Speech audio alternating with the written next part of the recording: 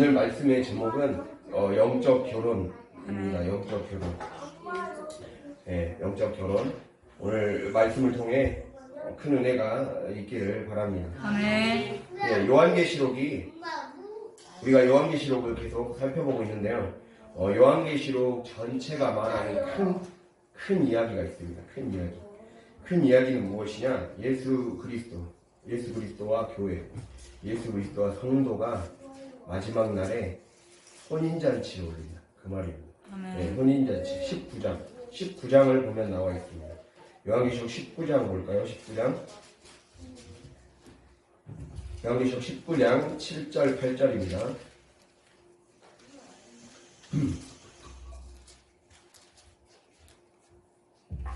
19장 7절 8절 같이 읽겠습니다. 우리가 즐거워하고 크게 기뻐하며 그에게 영광을 돌리세. 어린 양의 혼인기약이 이르렀고 그의 아내가 자신을 준비하였으므로 그에게 빛나고 깨끗한 세마포 옷을 입도록 허락하셨으니 이 세마포 옷은 성도들의 어른이시로다. 아멘. 예, 마지막 날에 예수 그리스도와 교회, 예수 그리스도와 성도의 결혼식이 진행된다. 이렇게 말을 하고 있어요. 또한 우리가 읽은 부분뿐만 아니라 요한계시록 21장 1절에서 2절을 보면 주님께서 마지막 날에 새하늘과 새 땅, 즉 새로운 창조, 처음에 지었던 그 창조와는 전혀 다른 새로운 창조를 완성하신다. 이렇게 말을 하고 있습니다. 아멘. 그래서 21장 2절을 보면 주님께서 거룩한 성 새 예루살렘이 하나님께로부터 하늘에서 내려온다. 이렇게 말을 하고 있습니다. 그러면서 21장 2절에 이 거룩한 성 새 예루살렘이 하늘로부터 내려오는데 이 내려오는 모습이 마치 신부가 남편을 위해 단장한 것 같이 내려올 것이다. 이렇게 말을 하고 있어요. 이것은 하나님께서 만물을 새롭게 다시 완성시키시고 다시 새 창조를 행하실 거라는 거예요.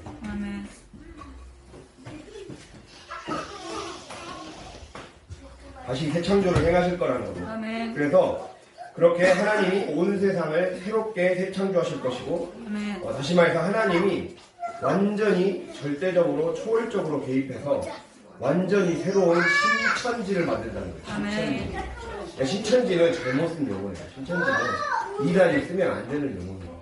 주님이 새하늘과 새 땅 신천 신지를 완성하실 것이라고 이야기하고 있어요. 이것이 바로 새 재창조. 주님께서 완전히 새롭게 완성하실 것이다. 이거를 거룩한 성 새 예루살렘이 하늘에서부터 내려오는. 이것은 마치 신부가 신랑을 위해 단장한 모습과 같이 아름답게 내려올 것이다. 그렇게 묘사하고 있다는 거예요.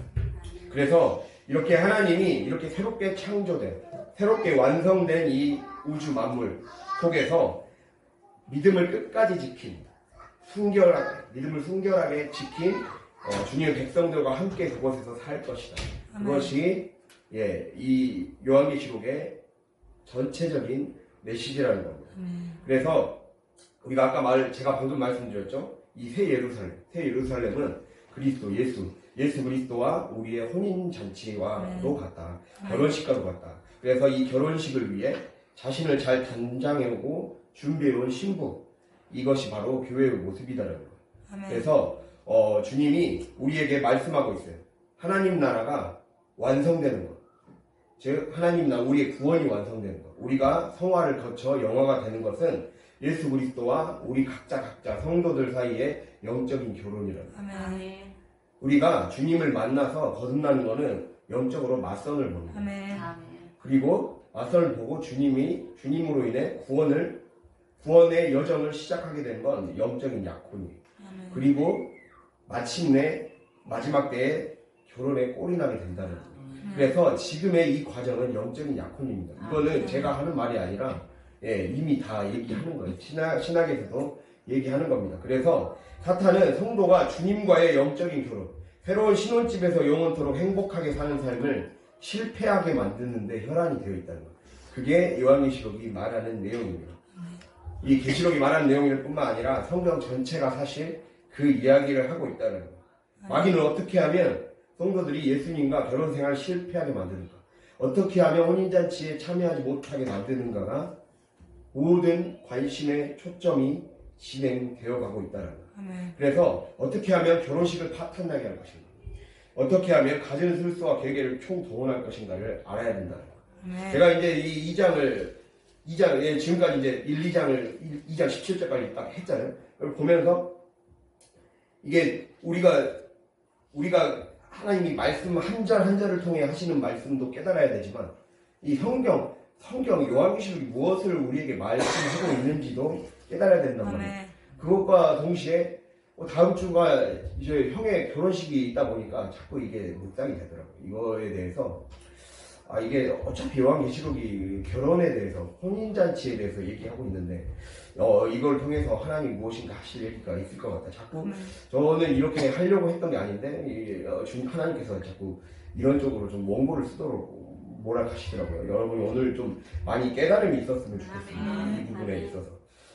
그래서 사탄 마귀는 어떻게 해야든 영원한 지옥 구덩이, 불과 유황, 못, 무적행에 갇히기 전까지 끈질기게 지속적으로 우리를 넘어뜨리려고 발악을 해댈 것이다.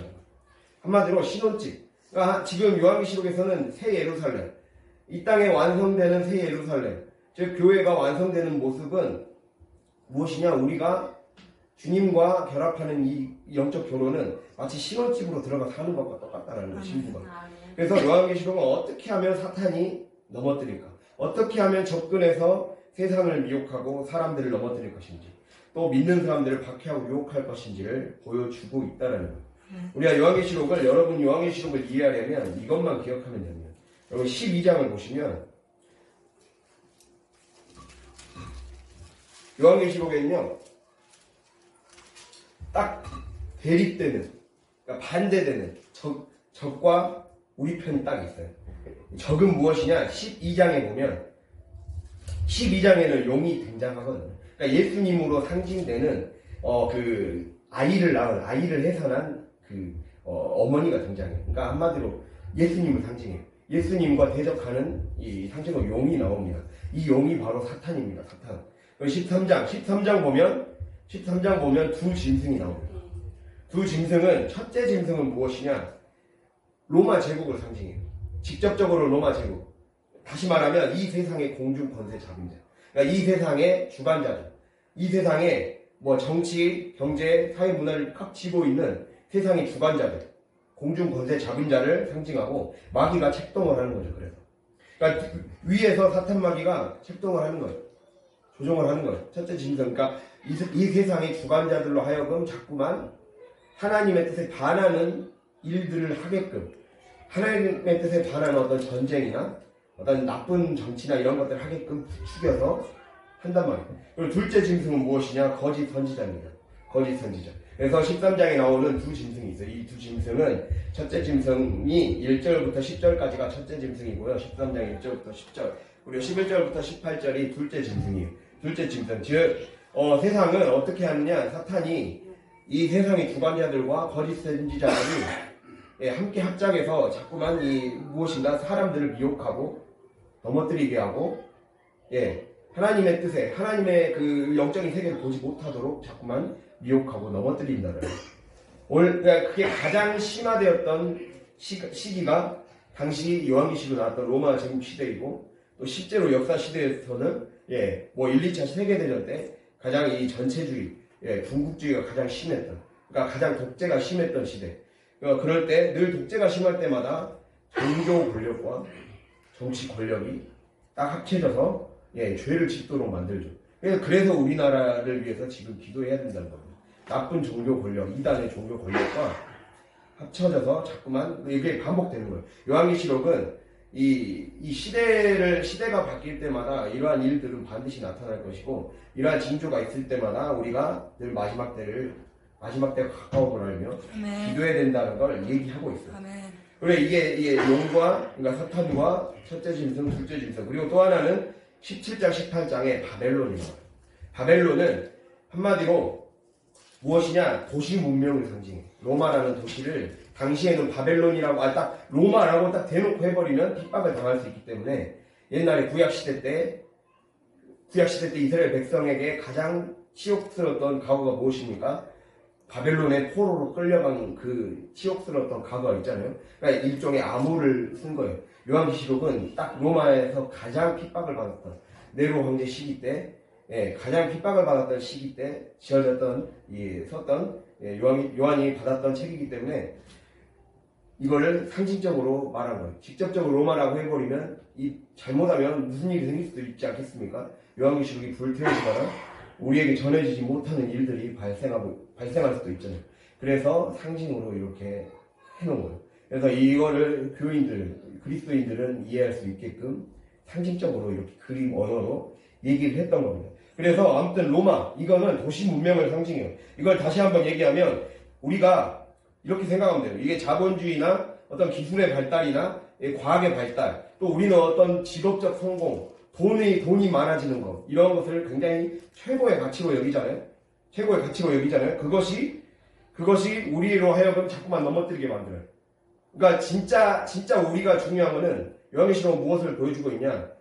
하늘의 세계가 이 땅 가운데서 어떻게 펼쳐지고 있는지를 깨달아야 된다. 근데 그거를 못 보게 만드는 이 땅에 내 영역이 있다. 사탄이 하늘에서 사탄의 공승번세 잡은 자가 책동하면서 이 세상의 권력을 통해, 이 세상의 거짓 선지자를 통해, 그리고 도시 문명을 통해, 기술을 통해, 여러 가지 정치와 스포츠와 미디어를 통해, 과학 기술을 통해 사람들을 현혹한다는 거예요.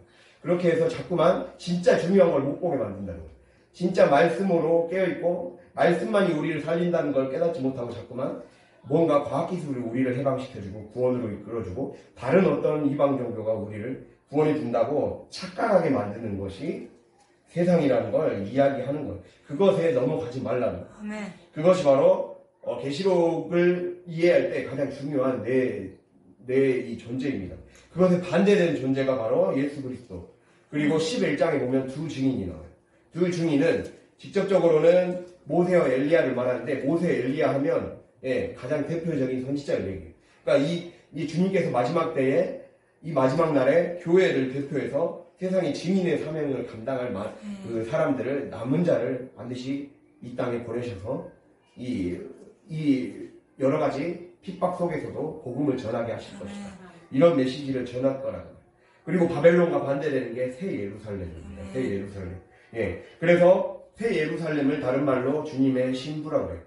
근데 바벨론은 무엇이라고 표현하느냐? 음란한 여인이라고 표현하고 있어요. 이렇게 전혀 반대되는 대립구도가 있다라는 것을 여러분이 꼭 기억해야 됩니다. 그렇게 해서 영적 결혼을 못하게 막는다는 거예요. 그것이 요한계시록의 전체를 이해하는 키포인트입니다. 그걸 자꾸 그런 부분들을 이해를 못하면 무엇이죠? 이단이 자꾸 사용하는 게 요한계시록의 작은 얻고 가지고 막 이상하게 해석해갖고 넘어가거든요. 그렇게 되니까 문제가 생기는 거예요.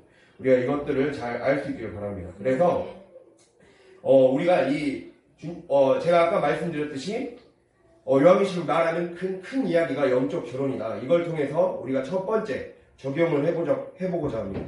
결혼이라는 게 무엇이죠? 우리가 관혼상제라는 말이 있죠. 그러니까 처음에 성인이 됐을 때 그 이제 혼인을 하고 죽고 나중에 이 세월이 흘러서 제사 지내고 이러한 것들이 이런 것들을 관혼상제를 그 네 글자로 무엇이라고 하죠, 여러분? 통과 의례라고 하잖아요. 통과 의례. 그러니까 하나하나 이 사람이 어른이 되는 순간에 성인식을 치르고 또 결혼식을 치르고 또 장례식을 치르고 또 장례 이후에 또 제사를 지내잖아요. 이런 것처럼 의식을 지내는 걸 통과 의례라고 합니다. 즉 출생, 성인, 결혼, 죽음 등 인간이 성장하는 과정에서 다음 단계로 넘어갈 때 무엇인가 새로운 의미를 부여하는 의식을 치른다는 거예요. 그래서 이거에 대해서 이 통과 의례를 연구한 학자가 있어요. 이 사람이 어떻게 얘기했냐? 한 개인이, 그러니까 예를 들면 출생에서 성인으로 넘어갈 때 일종의 어떤 방이 있다는 거예요. 그럼 그 방에서 다른 방 또는 어떤 집에서 다른 집으로 넘어가는 것이 통과 의례라는 거예요. 그래서 마찬가지죠. 우리가 결혼을 할 때도 만약 여자 시집을 갈 때도 내가 있던 본래의 집에서 시댁으로 이사를 가는 거잖아요. 이 시댁으로 완전히 소속으로 옮기는 거잖아요. 그 완전히 가문을 옮기는 거잖아요. 그런다라는 거예요. 그래서 그렇게 통과 의례를 행함으로써 내가 이제 소속을 완전히 바꾸는 거예요. 그러니까 우리가 하나님을 믿는다는 거는 내가 방을 옮기는 거예요. 내 집을 옮기는 거예요. 내가 주인이 되던 집에서 하나님이 다스리신 집, 아버지의 집으로 소속을 옮기고 주소지를 옮기고 내가 이제 그 정체성까지도 바꾸는 거예요. 단순히 내가 내 장소만 옮기는 것이 아니라 내가 집에서 교회로 이동만 하는 것이 아니라 나의 정체성과 나의 행동과 나의 의식까지도 완전히 바꾸는 거죠. 이것이 바로 통과 의례의 관점에서 우리가 살펴볼 수 있다는 거예요. 그러니까 우리가 예수님을 처음 만나고 새롭게 중생한다 그래요. 거듭난다. 다시 태어난다 그러죠. 다시 태어난 것이 바로 다시 태어난 걸 상징하는 것이 무엇이죠? 세례식을 통해 다시 태어남을 상징하잖아요. 그런 것을 거쳐서 이제 성화의 과정을 거쳐. 이 세례식을 거친다라는 것이 이제 너는 성인으로서 책임감 있게 살아가야 된다. 즉 하나님 나라의 성인으로서 이제 살아야 된다. 그거를 의미한다는 거예요. 즉 이제는 하나님 나라의 증인이 되어야 된다는 거예요. 구경꾼이 아니야. 이제는 구경꾼이나 이제는 이곳에서 그냥 예배만 보고 가는 사람이 아니야. 그런 말 많이 하죠.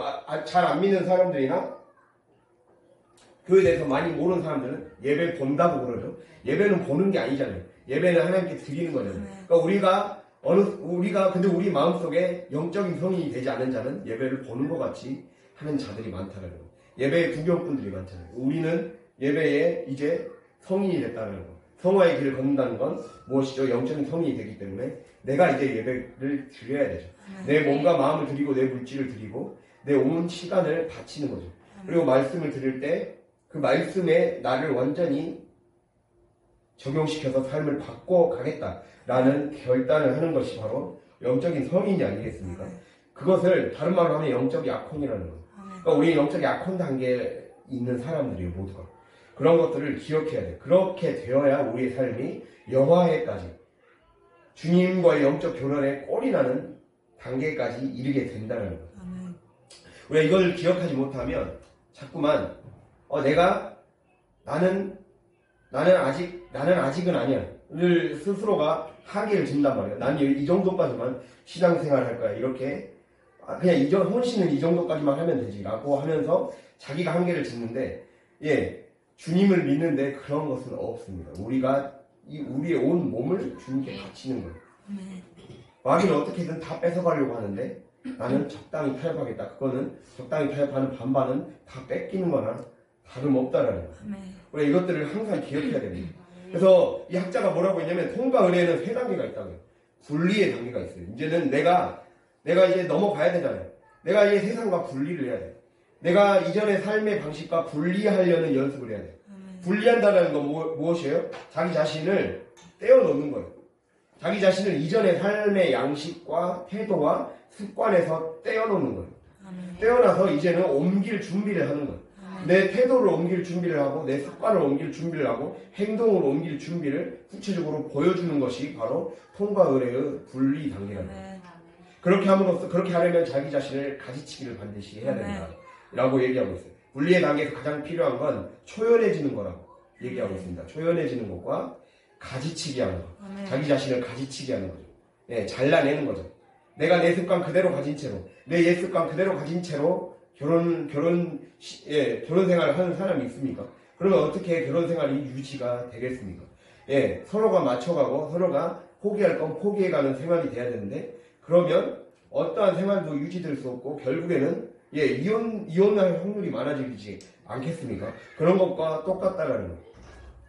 결국에는 내 이전에 엄마 아빠의 사랑을 받으면서 거기에서 익숙해 있었던 삶이 하나님이 기뻐하지 않는 거라면 또는 내가 옮겨가는 가문에 기뻐하지 않는 거라면 맞지 않는 습관이라면 버려야 되잖아요. 떼어내야 되잖아요. 떼어내고 거리를 두어야 되잖아요. 그래야 살 수 있다는 거예요. 이게 바로 분리입니다. 그리고 분리하는 그 다음 단계가 경계 단계라고 해요. 경계. 이걸 다른 말로 문지방 단계. 문턱 있잖아요. 문턱. 우리가 문을 넘어갈 때 문턱을 밟지 말라 그러잖아요. 문턱 밟으면 무엇이죠? 복 달아난다. 옛날에 그 어른들이 그 말 하잖아요. 문턱을 밟고 문지방을 밟으면 복 달아난다. 왜 찾아보니까 귀신이 다니는 길목이기 때문에 사람들이 화를 입을 수 있기 때문에 곡달아난다 그런다는 거. 근데 제가 이걸 잘 묵상해 보니까 그러겠어요. 이 경계 단계에 문지방 단계에 오래 있다라는 거는 내가 이 편도 아니고 저쪽도 아니라는 거를, 그러니까 이쪽도 버리지 못하겠고 저쪽은 가고는 싶고 이렇다는 거잖아요. 그러니까 어떤 사람이 결혼을 하고 싶어. 그런데 이전의 습관을 버리기 싫어하면 그 사람에게 아무것도 이 삶이 오히려 더 엉망이 되잖아요. 그런 것과 똑같다는 거죠. 관계가 엉망이 되고 가정이 엉망이 되고 내 안 좋은 습관을 그대로 가진 채로 신혼생활을 시작하면 얼마나 개판 5분 전이 될 수 있겠습니까? 그런 것과 똑같다는 거죠. 그 문지방 단계, 문턱 단계가 있다는 거예요. 그런데 우리의 영적인 삶이 그런 문턱 단계에 있는 사람들이에요. 왜 이걸 기억해야 됩니다. 경계 단계. 우리는, 그러니까 두 번째가 경계 단계고 세 번째가 이제 결합 단계거든요. 결합은 이제 우리가 생각할 수 있죠. 이제는 예수님의 정체성을 받아들이고 새로운 상태로 살겠다. 새로운 신분으로 살겠다. 자녀된 신분으로 제대로 살아가겠다라는 거죠. 우리가 여기서 묵상해야 될 부분은 경계 단계라는 거예요. 문지방 단계. 한마디로 이쪽과 저쪽, 이 중간에 있는 통로 단계를 거쳐가는 단계. 우리는 이전의 삶에서, 즉 이제는 내 거를 죽여야 되는 이전의 옛사람의 삶에서 새 사람이 지배하는 영역으로 옮겨가는 사람이 돼야 돼요. 근데 그게 그냥 옮겨지는 것이 아니라 통로를 지나가야 돼요. 광야라는 통로를 지나가야 된다는 거예요. 그래서 이쪽으로 저쪽으로 옮겨가려면 내가 이제는 이전의 것을 죽여야 된다는 거예요. 그리고 다시 새롭게 부활하는 거죠. 마치 세례의 비유와 똑같죠. 내가 물속에 잠기고 다시 살아나는 거죠. 그래서 그렇게 통과를 반드시 겪어야 된다는 거예요. 한 세계에서, 이전의 옛사람의 세계에서 새 사람의 세계로 넘어가려면 내가 이전에 늘 절망하던 삶에서 아무것도 없던 삶에서 주님이 주시는 축복의 삶으로 넘어가려면 더 이상은 이쪽을 바라봐서는 안 된다는 거예요. 더 이상은 뒤쪽을 바라봐서는 안 된다는 거예요. 그래서 어떻게 보면 경계의 단계, 문지방의 단계, 문턱의 단계는 가장 많이 흔들리는 고통스러운 지점일 수 있으나 가장 많이 성숙을 주님이 부어주시는 단계라는 거예요. 우리가 이 단계를 잘 통과해야 돼요. 영적인 광야의 시간을 통과해야 돼요. 이 약혼의 시간을 잘 통과할 때 주님의 뜨거운 사랑을 경험할 수가 있다는 거예요. 그렇기 때문에 마귀는 이 약혼 상태를 깨뜨리려고 하는 거예요. 이 약혼에 대해서 여러분이 좀 알아야 될 게, 여러분 마태복음 25장을 보면 그 슬기로운 5처녀와 미련한 5처녀가 나옵니다. 그러면서 혼인잔치를 준비하고 기다린다고 그러죠. 근데 이게 이스라엘만의 독특한 혼인 풍습이 있어요. 이스라엘 혼인 풍습은 약혼이 마치 결혼과 비슷하거든요. 그러니까 약혼이 신랑과 신부의, 그러니까 신랑의 부모나 신랑이 지참금을 지불하고 이제 약혼이 시작돼요. 근데 약혼이 시작되는데 1년간은 같이 안 살아요. 같이 안 사는데 대신 사실상 결혼 상태이기 때문에 다른 남자에게 순교를 주어서는 안 되는 것이 당연한 의무예요. 그렇기 때문에 이 마태복음 1장 보면 예수님이 마리아가 예수님을 잉태했을 때 그 요셉이 정원 약혼 상태였는데 이 아이를 임신한 걸 보자 조용히 끊으려고 했다라는 말이 나와요. 조용히 끊으려고 했다는 건 유대 율법에서는 순결을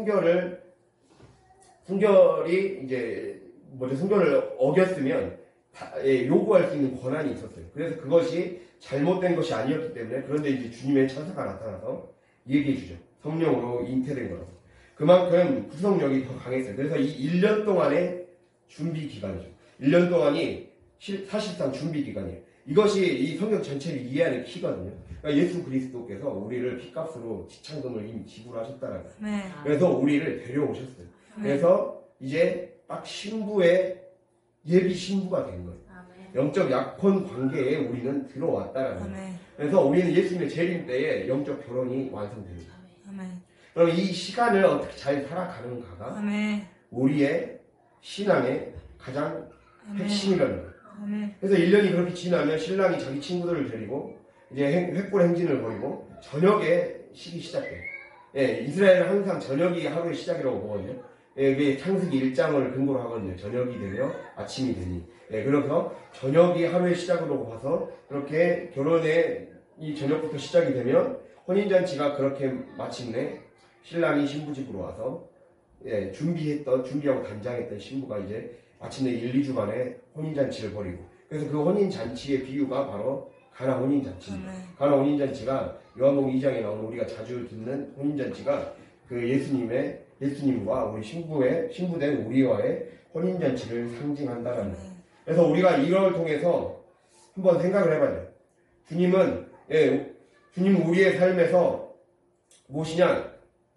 결혼까지 꼬린하기를 주님이 바라십니다. 근데 우리가 믿음을 잘 지켜야 돼요. 그래서 이거에 대해서 이 3단계로 이야기하는 영성가가 있습니다. 그 사람이 하는 말이 우리의 삶에는 영적 맞선의 단계와, 아까 제가 말씀드렸죠. 영적 맞선의 단계와 영적 약혼의 단계와 영적인 결혼의 단계가 있다. 영적인 맞선의 단계는 이제 마치 이상형을 만나서 첫눈에 사랑을 빠지는 것처럼 주님과 그렇게 불붙는 사랑이 시작된다. 그러니까 우리가 주님을 만나는 순간 굉장히 뜨거운 성령의 체험을 하게 되고, 무엇인가 더 큰 현상을 경험하게 되고, 하나님을만 생각하면 마음이 뜨겁고 행복해지잖아요. 그렇게 사랑의 불을 주님께서 지피신다는 거예요. 그렇게 사랑의 불이 지펴지면서 내 영혼이 하나하나 이제 주님의 강렬한 사랑으로 정화되기 시작한다는 거예요. 그 단계. 그렇게 하면서 이제 내가 정말 주님과 신부된 자로 한번 살아봐 보겠다라는 다짐이 시작되는 단계가 영적 맞선의 단계라는 거예요. 그리고 그 다음이 영적 약혼의 단계입니다. 이제는 하나님이 이제 내가 너를 신부 삼아서 영원한 천국의 삶을 같이 살겠다. 주님의 의지가 펼쳐지는 시간이에요. 주님의 의지로 이제 강하게 끌어당기기 시작하기 때문에 이제 무엇이죠? 기쁘기도 하지만 고통도 같이 시작되는 단계라는 거예요. 즉 하나님의 사랑과 주도적인 은혜로 다양한 신비 체험을 더 깊이 하게 돼. 환상을 더 깊이 경험하고 은사를 더 깊이 경험하고 입신을 경험하는 사람들도 있고, 그래서 주님의 깊은 사귐을 경험하게 됩니다. 그렇게 이러한 과정들을 통해 하나님이 우리 안에 영적 결혼에 이르게끔 하나님의 강력한 의지로 우리를 이끌어 간단 말이에요. 비전으로 이끌어 간단 말이에요. 그렇기 때문에 그만큼 마귀의 공격도 이때 더 강력해진다라는 거예요. 굉장히 고통이 강해지면서 우리의 삶에 고난과 환난이 찾아온다는 거예요. 그러니까 우리의 삶의 고난과 환난은 영적 결혼에 꼬리나지 못하게 만들려는 사단의 유혹과 동시에 하나님이 허용하신 거라는 거예요. 이런 걸 통해 영적인 깊은 밤을 통과하게 돼요. 어떤 사람은 질병의 환난을 통과하기도 하고, 어떤 사람은 사람들로부터 질시와 무시를 당하기도 하고, 가족으로부터 외면을 받기도 하고, 또는 고독해지기도 하고, 소외를 겪기도 하고, 남들과 분리돼서 사는 경험들을 하게 될 수도 있다는 거예요. 이러한 것들을 통해 이제 이 과정이 무엇이겠습니까? 이 고통은 제가 저번 주에 말씀드렸습니다. 고난은 우리의 삶에 있는 배설물을 빼내는 과정이에요. 즉 하나님과의 영적 결혼에 방해되는 요소를 하나하나 주님께서 이제 제거해 나가신다는 거예요. 주님과 맞지 않는 습관들을 빼나가시는 거예요. 본성적인 요소들을 완전히 정화시켜 나가는 거예요. 그래서 딱 제대로 결혼할 자격이 있는지를 주님께서 테스트하는 시간을 주신다는 거예요. 그렇게 함을 통해 마침내 삼일체 하나님과 연합하게 되는 거죠. 이렇게 이 싸움을 승리한 자가 바로 이기는 자라고 얘기하고 있는 거예요. 요한계시록 2장과 3장에 그 7교회에 보내는 편지에 늘 마지막 절에 이기는 자에게는 내가 어떻게 하겠다 이렇게 합니다. 이기는 자란 건 영적 결혼에 꼬리날 때까지 마음을 빼앗기지 않는 자, 두 짐승과 바벨론의 마음을 빼앗기지 않는 자, 사단의 계략에 넘어지지 않는 자, 결혼에 완전히 꼬리나여 예루살렘, 거룩한 성 예루살렘에 들어갈 때까지 피 흘리기까지 싸우는 자, 이 자가 지금 말씀을 듣고 읽고 지켜 행하는 자가 곧 이기는 자라고 주님은 말씀하신다는 거죠. 그래서 우리가 이러한 삶을 살 수 있게 되기를 간절히 바랍니다. 주님 우리의 삶에서 이 문지방 단계를 잘 통과하길 바랍니다. 여기에서 머뭇머뭇거리는 것이 아니라 그 통로를 잘 통과하여서 그 단계까지 즐거이 나아갈 수 있도록 이 삶 속에서 오히려 더 주님을 뜨겁게 만나고 오히려 어떻게 보면 영적 약혼의 기간이 우리의 삶에 길기 때문에 이의 삶을 어떻게 하면 주님과 즐겁게 지낼 수 있을까? 사랑을 나눌 수 있을까? 고통 속에서도 어떻게 감사를 찾을 수 있을까? 어떻게 하면 환난 속에서도 하나님의 놀라운 일들이 진행되는 것들을 볼 수 있을까? 이 보는 눈을 우리는 봐야 된단 말이에요. 아멘. 그렇지 않으면 사단은 자꾸만 현실을 보게 만든다. 눈에 보이는 현실만 보게 만든다.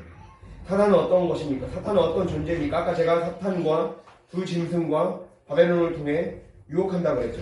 세상은 무엇인가 돈이 많고 겉으로 보이게 화려하고 기술적으로 무엇인가 잘 사는 동네에 살고 이러한 것이 복이다라고 얘기하잖아요. 근데 그게 복이 아니라는 거예요. 그게 복이 아니라 하나님이 그것도 하나님이 일하시고 내가 부자의 동네에서 살아도 하나님이 그곳에 없으면 아무 소용없다. 그거는 복이 아니라는 거예요. 내가 가난한 동네에 살아도 그 안에서 하나님이 역사하시고 하나님이 놀랍게 나만의 스토리를 이끌어 가시면 그것이 복이라는 거죠. 세상은 자꾸 그렇게 가짜 이야기를 따라가도록 만든다는 거예요. 그래서 이것이 복이라고 부추기는 거예요. 이건 기독교가 무슨 복을 제시할 수 있겠냐, 기독교가 무슨 참 구원을 제시할 수 있겠냐 자꾸 하는 거예요. 세상은 무엇인가 자기 잘난 맛에 사는 것 같지만 결국에는 사단이 제시하는 가짜 구원을 선택할 것인가, 아니면 하나님이 제시하는, 예수님이 제시하는 유일한 진짜 생명의 구원을 선택할 것인가, 그것의 문제입니다. 제가 옛날에 그 LG 선전을 한 번 보다가 이 성경 말씀을 패러디한 걸 본 적이 있습니다. 성경 말씀 요한복음 8장 37절 보면 진리가 너희를 자유롭게 하리라 그러잖아요. 진리가 너희를 자유롭게 하리라 그러는데 거기서 LG 선전에서 기술이 너희를 자유롭게 하리라 이렇게 말을 하더만요. 세상의 기술과 세상의 문명과 세상의 돈이 너희를 자유롭게 하리라 지금 이 말을 하고 있잖아요. LG가 만드는 제품을 사면 그것이 너희를 자유롭게 하리라 이 말 아닙니까 지금.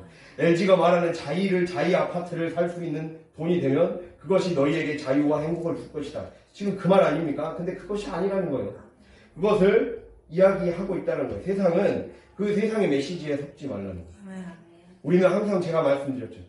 세상에서 바등바등 구하는 것이 아니라 우리가 하나님이 주시는 하늘의 물질, 하늘의 보화를 내 안에서 만들어내고 흘려보낼 수 있는 능력을 받는 거예요.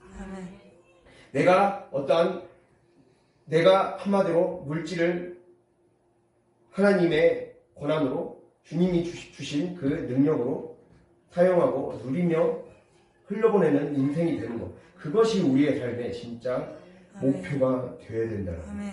그래서 우리의 삶을 이렇게 주님께 바칠 수 있는 저와 여러분이 될 수 있기를 바랍니다. 이러한 자가 이기는 자랍니다. 이러한 자가 영적 결혼식을 치를 자격이 있는 자랍니다. 그래서 이거를 결국 이제 우리가 영적 결혼식을 치를 자격이 되는 자의 두 가지 가장 중요한 요건으로 이제 넘어가겠습니다.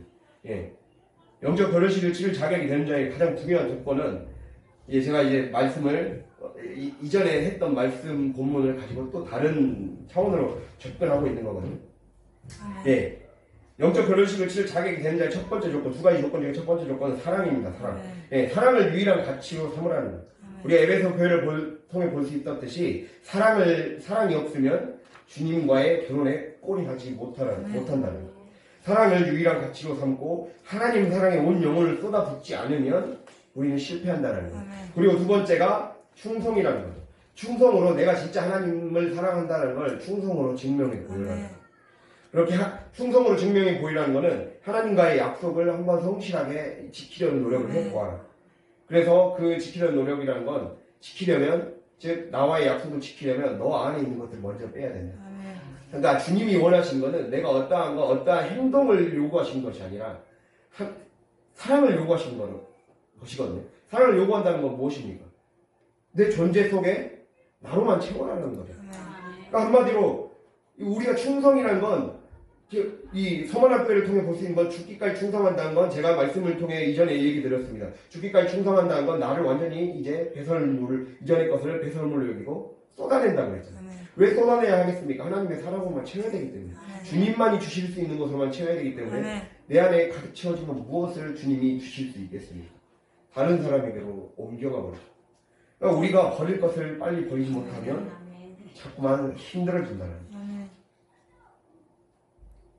과부하가 생겨서 어려워져 버린다는 거예요. 이것을 주님이 바라십니다. 그래서 첫 번째 이 사랑에 대해서 먼저 보겠습니다. 우리는 사랑을 제1의 가치이자 목적으로 두고 하나님을 섬기는 자로 진짜 신부임을 반드시 증명해내야 됩니다. 왜냐? 사랑은 영성의 근원입니다. 또 신앙의 정수이기 때문입니다. 근원이라는 게 무엇이에요? 물줄기가 시작되는 거. 뭔가 강물이 시작된 수원지를 근원이라고 그러잖아요. 즉 우리가 영적 맞선에서 시작했죠. 그리고 약혼의 단계에 들어섰습니다. 이게 이제 결혼에까지 제대로 하나님을 끝까지 만나서 구원의 완성을 이루기까지 더 깊이 나아가려면 근원에까지, 즉 밑바닥에까지 파고 들어가야 됩니다. 우리가 샘물의 밑바닥까지 캐내야 된다는 거예요. 그런데 이 밑바닥과 수원지까지 팔 수 있는 힘은 바로 사랑에서 온다는 거예요. 내가 하나님을 향한 사랑의 그 갈망이 없이는 결코 내 영혼 안에 있는 휘장이 찢어지지 못해요. 영혼의 성막 안에 있는 주님이 예수 그리스도, 사랑이신 예수 그리스도께서 십자가에 못 박히셨을 때 휘장이 찢어지고 주님께로 가는 산 길이 열렸다고 히브리서를 통해 말씀하고 있습니다. 우리가 주님께로 가는 이 길이 열리려면, 구원의 길이 열리려면 내가 파야 돼. 내 밑바닥으로 가야 돼. 아까 말씀드린 것처럼 통과해야 된다는 거예요. 밑바닥, 광야, 사막의 황량함이 느껴지는 경제까지 내려갔다가 그곳에서 다시 뚫고 올라가야 돼. 다시 딛고 일어서야 돼. 내 삶의 절망을 통과해야 돼. 절망을 통과하지 못하면 영성을 경험하지 못해요. 자기가 파괴되고 자기가 낮아지는 경험을 하지 못하면 결코 하나님의 사랑의 깊이를 체험하지 못해요. 그것은 진짜 너무나도 당연한 진리입니다. 이것이 하나님이 우리에게 요구하시는 거예요. 이어령 교수가 이렇게 얘기했죠. 절망해보지 않은 사람은 절대로 영성을 얻을 수 없어요. 절망해보지 않으면, 절망을 통과하지 않고 내가 밑바닥을 경험하지 않으면 절대 영성의 깊이까지 도달할 수 없습니다. 절대 하나님을 체험할 수 없습니다. 그냥 교회만 다녔다가 늘 쳇바퀴만 굴리는 거예요. 다람쥐가 쳇바퀴 굴듯이 어느 정도 간다 싶으면 또 넘어지고 또 넘어지는 인생이 되는 거예요. 쳇바퀴를 부는 것이 아니라 그 쳇바퀴에서 탈출해야 돼요. 그래서 더 앞으로 나아가야 돼요. 다람쥐가 쳇바퀴를 부를 운명이 아니잖아요. 다람쥐는 동산을 거닐며 산을 이리저리 뛰어다니면서 토토리로 자식들에게 먹이도 주고 자기도 동산을 거니는 존재가 돼야 되는데 계속 쳇바퀴만 굴리면서 사는 존재가 될 수는 없잖아요. 그런 것처럼 우리의 삶도 자꾸만 반복된 죄의 그 굴레 가운데, 죄의 수레바퀴 가운데, 쳇바퀴 가운데 이제는 벗어나야 된다. 그러려면 이 절망 속에, 내가 자주 넘어지는 문제 속에 하나님의 키가 있다는 거예요. 사실 내가 자주 넘어지는 연약함 속에 주님이 메시지가 들어있습니다. 그걸 반드시 뚫고 올라와야 됩니다. 여러분의 약점을 뚫고 올라가야 됩니다. 여러분이 자주 넘어지고 게을러지는 그 문제를 뚫고 올라와야 됩니다. 일어서서 딛고 올라와야 됩니다. 그래야 하나님의 사랑을 경험할 수 있다라는 거예요. 이렇게 절망에서 소망을 경험해본 자, 자기 파괴를 통해 자신을 한번 깎아본 자, 이자가 사랑을 알 수 있습니다. 이렇게 밑바닥, 광야를 통해 그렇게 자꾸만 벗어나려는 정말 하나님, 내가 정말 이 정도로 하나님을 사랑할 갈망이 있지 않습니까? 이러한 처절한 몸부림을 통해 우리 안에 영적 근육이 만들어지는 거예요. 그렇게 함으로써 우리 안에 시험과 환란이 나를 에워싸면 에워쌀수록 바울의 고백처럼 오히려 내가 더 단단한 질그릇이 되어가더라. 주님이 원하시는 그릇이 되어가더라. 그것을 경험하게 된다는 거예요. 우리가 이럴 수 있기를 바랍니다. 태풍 같고 폭풍이 우리가 몰아칠 때 우리는 폭풍을 피해가는 것이 아니라 폭풍 한가운데로 들어가서 태풍의 눈 안으로 들어가기를 바라시는 거예요. 태풍의 눈 안으로 들어와야 우리는 거기에서 고요함을 얻을 수 있어요. 이게 자기가 체험적으로 경험해 봐야 됩니다. 내가 고통의 경험, 오히려 내 삶에 고난이 더 많았고 힘들었고 괴로웠는데 그 괴로움 한가운데로 깊이 들어가니까 그 가운데 놀라운 하나님의 뜨거운 사랑이 있더라고요. 이걸 경험하지 못한 자는 자꾸만 겉돌게 됩니다. 교회 생활만 하게 됩니다. 신앙 생활이 아니라 교회 생활을 하게 됩니다. 이게 신앙의 재미라는 거예요. 이 맛을 느껴야, 이 근원을 깊이 파야 우리 안에 사랑이 깊이 경험된다. 그래서 이 근원을 깊이 파지 않으면 제가 아까 말씀드렸듯이 그 사랑은 영성의 근원이라 했고 신앙의 정수라고 했어요. 정수라는 건 골수라는 거예요. 골수는 우리 안에 이 피를 형성하는 세포, 혈액세포를 형성하는 이 조혈기관, 즉 피를 만들어내는 기관이라는 거예요. 몸속에. 그 기관이기 때문에 골수가 문제가 생기면 우리 안에 이 백혈구나 적혈구, 혈소판 등 피의 그 면역 기능이 사라져서 병에 쉽게 걸리고 미생물의 공격에 쉽게 당한다는 거예요. 즉 우리 안에 근원을 끝까지 파고 들어가지 못하면 내 안에 내 골수 속에 내 몸 속에 문제가 생겨요. 내 영의 몸이 문제가 생기고 영의 몸이 문제가 생기면 반드시 우리의 삶에 삐걱삐걱 문제가 노출되기 시작하고 완전히 무너지는 것은 순식간이라는 거예요. 그렇기 때문에 사랑 없는 신앙생활은 결과적으로 세상을 버텨낼 수 있는 면역력을 본인이 발로 차버리는 거예요. 내가 밑바닥을 통과하지 않고, 내가 근원을 파지 않고, 내가 기도의 샘물을 파지 않고, 내가 응답되지 않는다고 해서 절망해버리는 것이 아니야. 내가 지금 여러 번 기도해 왔는데도 나의 삶이, 나의 가족이 바뀌는 것이 없다고 자꾸 내 삶이 도중에 갑자기 포기하거나 게을러지거나 낙심하거나 또는 나태해지거나 그래버리면 우리의 삶의 면역력이 점점 사라지는 거예요. 그러면서 내 삶의 면역력이 파괴되고 외부에서 한마디로 결혼식을 파혼을 시키려는 자들에게 당한다는 취약한 몸 상태로 전락하게 된다는 거예요. 그래서 우리가 이 수원지 물줄기를 찾아서 계속해서 파나가야 됩니다. 수원지 물줄기는 약함을 통해 발견하랍니다. 나의 약함을 통해 발견하고 하나님이 나에게 무엇인가 내가 원하지 않고 꺼리는 것을 순종하라 할 때 그곳을 잘 순종할 때 발견될 수 있다는 겁니다. 우리가 이것을 기억할 수 있기를 간절히 바랍니다. 시험과 환난, 광야를 통과하는 시간은 나를 축복으로 연결해주는 물줄기를 길어 올리는 시간이에요. 그래서 이 물줄기를 자꾸 길어 올려야 돼. 나를 살리는 물줄기는 거기서 나옵니다. 나를 진짜 살리고 다른 사람을 부여로 진짜 복으로 인도해 줄 수 있는 물줄기. 주님은 복을 그렇게 주고 싶으신 거예요. 주님의 복은 내가 이걸 통과함으로써 내가 근원을 깊이 파고 통과함으로써 거기에서 물줄기를 파 올려라. 그래서 주님이 너의 삶에 무엇이죠? 덮어두었던 이 수원지에서 물을 길러 오르라는 거예요. 이 안에 생명의 샘물이 이 수원지를 찾아서 그거를 길어 올리라는 거예요. 고통 속에 내가 너를 향해 숨겨놓은 보화가 있고 그 살리는 치유의 물이 있다라는 거예요. 그걸로 치유를 받는 거예요. 그것으로 내가 치유를 받고 그것으로 내가 남을 치유해주는 존재가 되어야 됩니다. 그래서 우리가 성전에 나와서 기도해야 되는 이유이고 그래서 우리가 늘 매일의 삶을 잘 유지해야 돼요.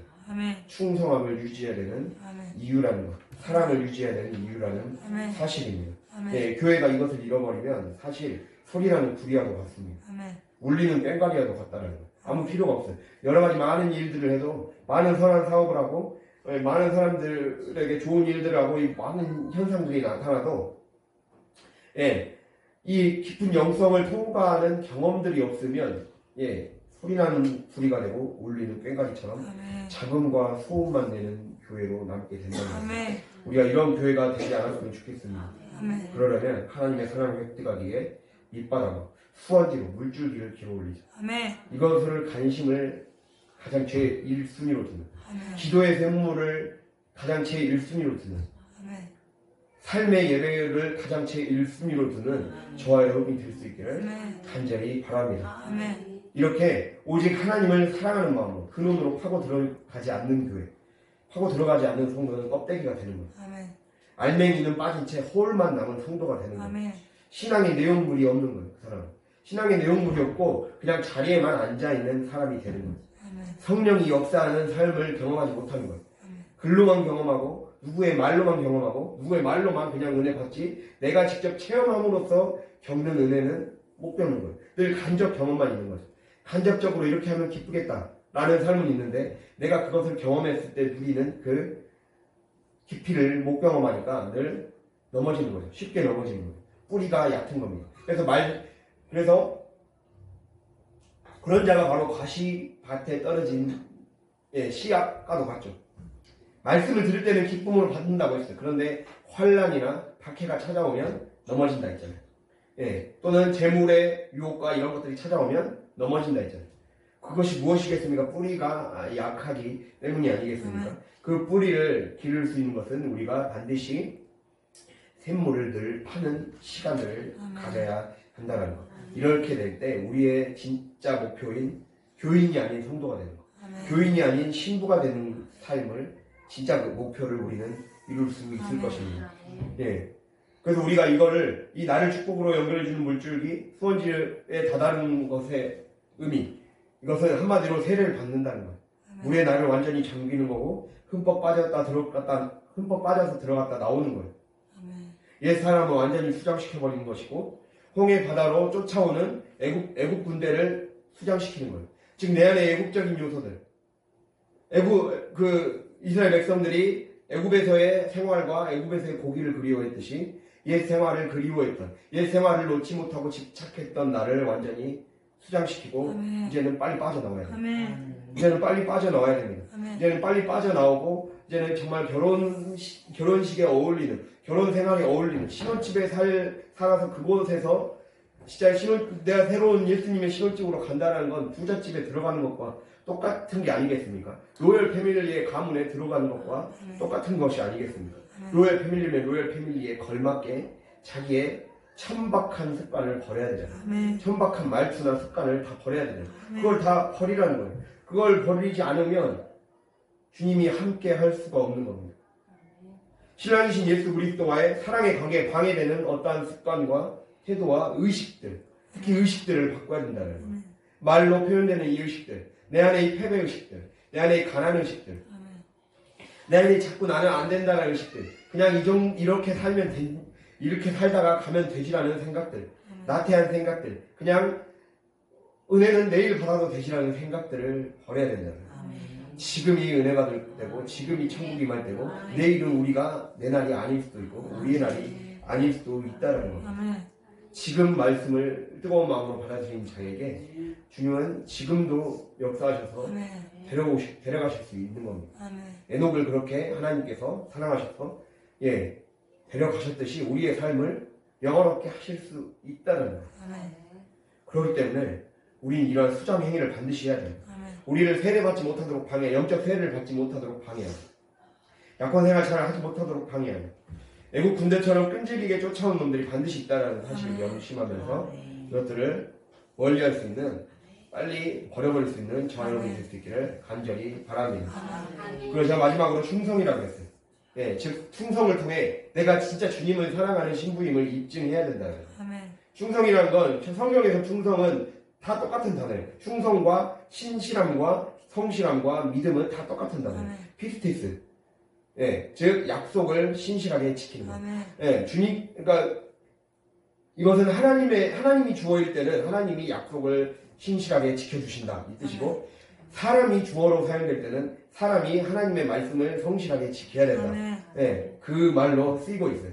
즉 하나님이 약속을 지키는 거예요. 우리가 결혼할 상대 남녀도 가장 중요한 건 거짓말하지 않고 서로가 뭔가 서로 사소한 거라도 약속을 잘 지키는 거에 대해서 굉장히 민감해하지 않습니까? 우리가 뭐 예를 들면 남자에게 담배 피지 말자고 하면, 담배라는 예가 좀 이상하긴 하지만, 어쨌든 그걸 지키기 위해 애를 쓰고, 또 돈 함부로 쓰지 말라 하면 그거에 대해서 예를 쓰듯이 우리가 그렇게 약속을 성실하게 이행하기 위해 무엇인가 약혼 상대자의 말을 소홀히 여기지 않고 소중히 지키려고 하는 거예요. 이것과 똑같이 주님과 우리는 약혼 상대자이기 때문에 하나님만 의식하게 바라보면서 약속을 지키려는 그 태도를 보여주라는 거예요. 즉 우리가 은혜로 부르신 거예요. 내가 거기서 집참금을 지불한 게 단 하나도 없단 말이에요.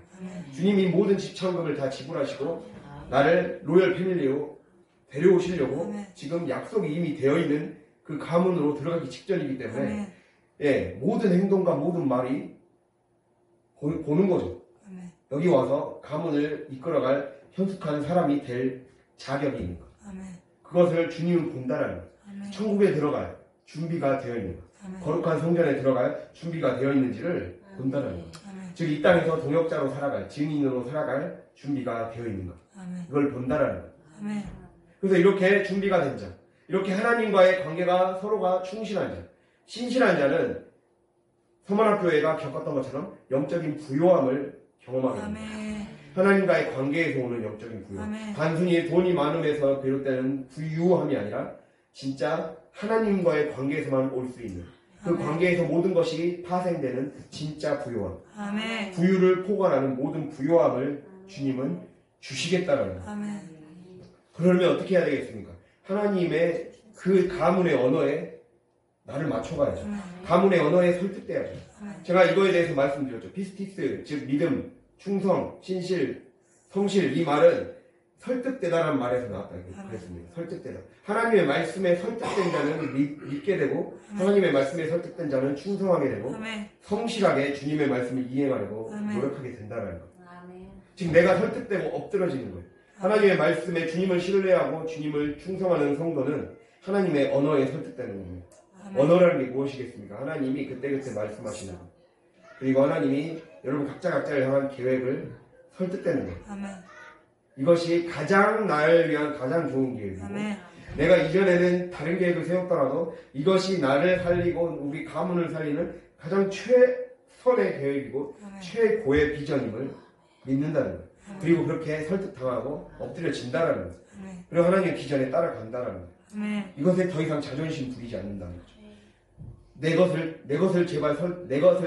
내 것을 관철시키려고 하지 않는다는 거죠. 이제는 내가 설득되는 거죠. 남편을 신뢰하기 때문에 남편이신 예수 그리스도를 신뢰하기 때문에 서로 간의 약속을 소중히 여기게 되는 거예요. 성실하게 지키려 하는 거예요.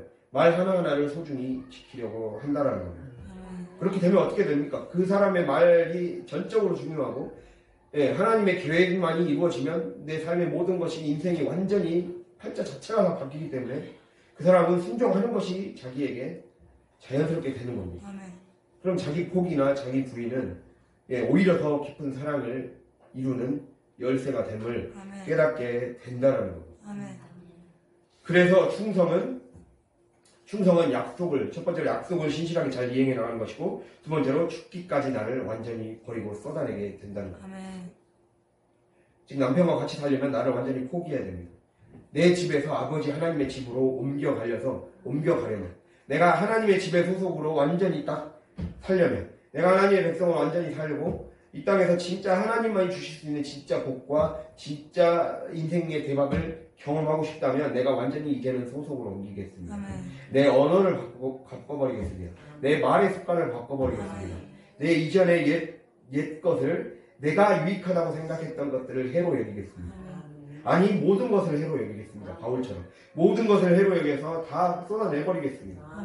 다 똥으로 여기고 배출해버리겠습니다. 이러한 고백들이 반드시 있어야 된다. 제가 이전에 그 김창옥 교수 유명하잖아요. 김창옥 교수가 그 결혼 상대자를 고를 때 가장 중요하게 여기야 될 그러니까 그게 이제 20대, 20, 30대 여자들이 좀 강의를 많이 들었거든요. 여자들 상대로 했는데 그 남자 고를 때 가장 중요한 이 조건으로 딱 하나 얘기하더라고요.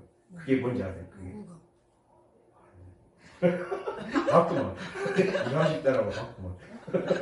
모국어. 그러니까 자기 어머니의 언어를 보는 거예요. 부모님이 어떠한 말과 행동을 많이 하는지. 그러니까 부모님이 평소 때 자녀에게 썼던 말이 어쨌든 그 남자의 말투나 습관이나 행동에서 나오기 때문에 그거는 부모님을 만나면 알 수 있다는 거예요. 부모님을 만나면 처음에는 남자는 다 해줄 것처럼 다가오잖아요. 뭐 별도 달도 다 따르고 할 것처럼 다가오지만 결국에는 이제 익숙해지면 집에서 썼던 언어가 나오기 시작하잖아요. 그 집에서 썼던 언어를 잘 쓰는 남자를 만나라는 거예요. 그게 좀 이해가 되더라고요. 그러니까 우리가 이것과 똑같은 거예요. 우리의 모국어를 바꾸는 거예요. 내가 하나님을 믿는다는 거는 내가 이제 남편이 예수 그리스도의 언어로 바꿔야 돼요. 내 이전의 언어를 자꾸 갖고 있으면 진짜 인생이 괴로워집니다. 결혼 생활에서도 자기 언어 못 버리고 자기 모국어 못 버리니까 괴로워지잖아요. 괴로워져서 싸우고 오해하고 자꾸만 평생을 힘들게 살고 있잖아요. 그런 것처럼 똑같은 거예요. 우리의 삶에도 영적인 생활도 내 모국어를 자꾸 버리지 못하면 내가 육적인 부모의 언어보다 영적인 부모의 언어로 이제는 우리가 채워나가야 된다. 말씀의 언어로 채워나가고 자꾸만 나를 살리는 언어로 채워나가야 살아날 수 있다라는 거예요. 그래서 옛날에 내가 살던 집, 가정에서 쓰던 모국어를 버리거나 고치는 시간을 반드시 거쳐야 된다. 그래서 우리의 사랑은 그렇게 돼야 돼요. 우리 아까 제가 영적 맞선의 단계가 있다 했고, 영적 약혼의 단계가 있다 했고, 결혼의 단계가 있다 했죠. 이걸 이렇게 얘기하더라고요.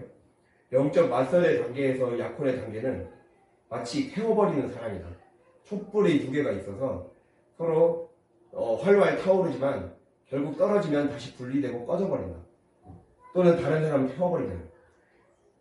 그러니까 내 것은 아직 버리지 못하는 거예요. 그러나 진짜 내 모국어를 버리고 나를 자기 포기하는 사랑은 스며드는 사랑이라는 거예요.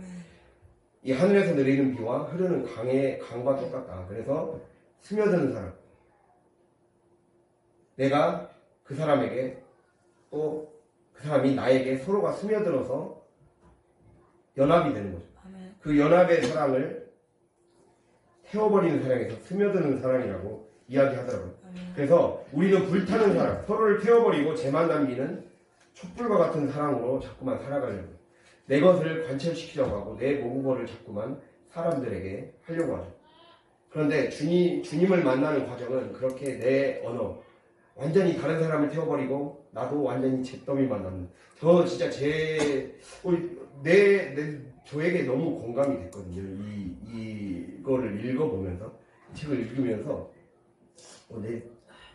왜냐면 저도 사랑을 실패해본 경험이 있기 때문에 저도 태워버렸어요.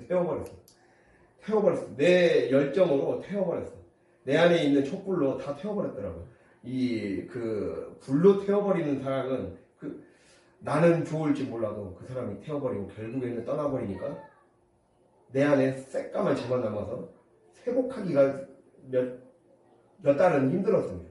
그러면서 느꼈어요. 이게 스며드는 사랑이 없었구나. 내 안에 내 모국어를 버리지 못한 채로 성도들을 사랑하고 또는 누군가를 사랑하고 또 하나님의 사랑도 마찬가지고 나를 버리는 과정이고 주님의 언어에 주님의 말씀에 그냥 나를 그대로 흡수하고 스펀지처럼 빨아들여야 되고 어린아이가 그렇게 빨아들이듯이 빨아들여야 되고 하나님의 말씀을 빨아들일 줄 알아야 된다는 거예요. 그래서 우리는 불의 사랑에서 물의 사랑으로 넘어가야 됩니다.